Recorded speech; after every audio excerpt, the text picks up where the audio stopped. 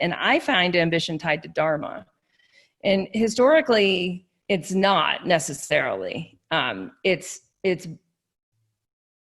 convoluted in a way of like, how do you live the best life? How do you fulfill your duties, right? And how do you even know what your duties are? And I was like, we just need a rewrite on this. Like, we need something that's really applicable to people that want to make a difference in the world, and they don't want to sacrifice themselves in the process.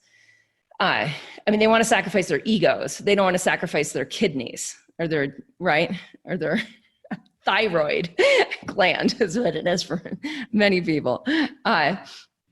So how is there an easier way that Ayurveda just naturally points to that kind of ties everything together in a way that is very easy for anyone to understand? And what I found was that, I was raised as a typical analytical Westerner.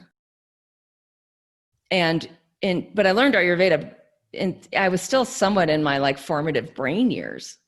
And having that kind of like direct connection with the elements made all the difference. Like, I'm able to learn from the earth and the sky and the fire and the water and the air, right? Because I've been trained to. Other people are naturally brought up in the system of that. And I found that if people could just reconnect with those elements, which are they powers or are they elements? Are they like fixed or are they in action? Are they forces? Was a really big question that kept coming up in the book. But the way I use them, I use the elements as forces, the force of earth, right? The force of fire.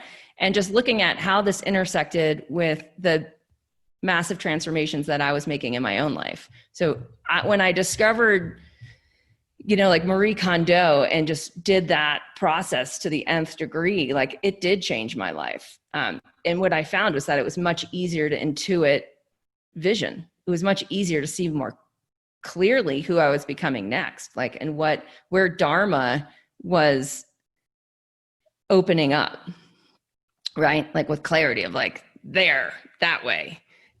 In Tantra, which was part of my yoga philosophical studies, and I studied classical before Tantra, like Tantra's really dialed into the intelligence of desire. Like what you want, that's like 5 layers deep.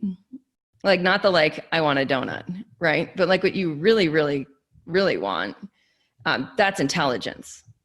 Now, in my enlightenment studies, that was post-tantric, around evolutionary enlightenment, integral enlightenment, that those schools of thought, the whole integral community, the integral philosophy, spiral dynamics, all those things. They point to that there's a ground of being and an evolutionary impulse. Now, the thing about the evolutionary impulse is there's an urgency to it. Like you want what you want now. And if you wait, something often detrimental happens. Like you lose touch with the desire. And that's what I found was just so common in the people I was coaching, is they would not let themselves want what they wanted with the urgency that that's built into the evolutionary impulse. It's like, you can't separate the evolutionary impulse and urgency. They don't come apart. So when you start to really honor who you want to become next, when you let yourself want what you want now and you take action on it, that changes everything. And that's really where this book came from, is like, how do we make that easier? Now, when you want what you want and you take action on it with urgency, it doesn't mean it's going to go well, right? Because that's just a perception. Like that's just you evaluating what's good and bad, which is so subjective. It's not even funny, which is why there's like 2,000 years of ancient text on that.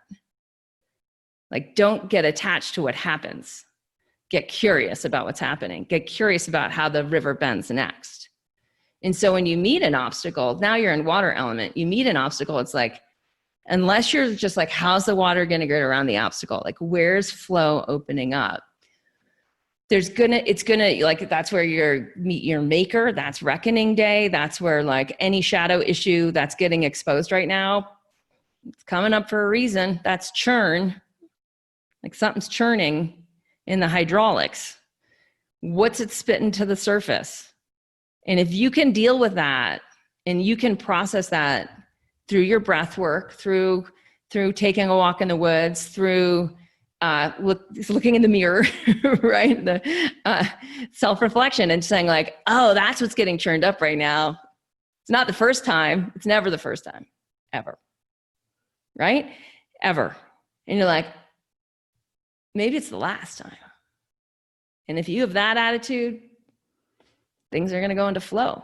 If you don't have that attitude, you're going to deal with the repercussions of shadow issues, which are not really that much fun to do again and again and again. Because it's like, it basically that equals drama. So it's either flow or drama. Your choice every time.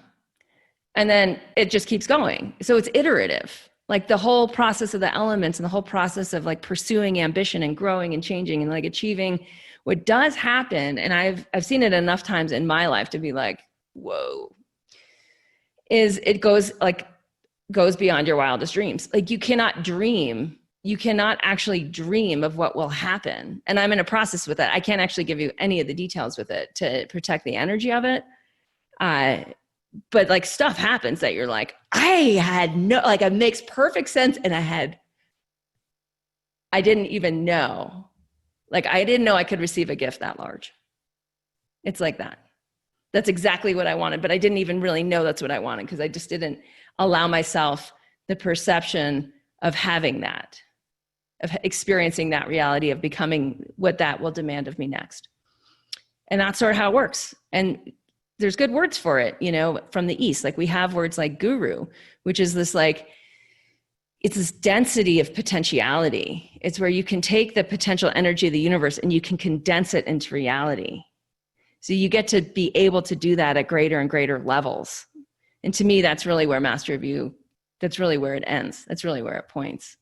And you only get there through iterations. You never get it the first time. Don't even try. It's like Body Thrive. You don't get the habits the first time you read the book. It's a practice. It's like and that's what all of yoga is it's saying like, guess what? Your natural tendencies aren't this. So practice. And when you discipline yourself or you become a disciple of the practice, that's where you get traction.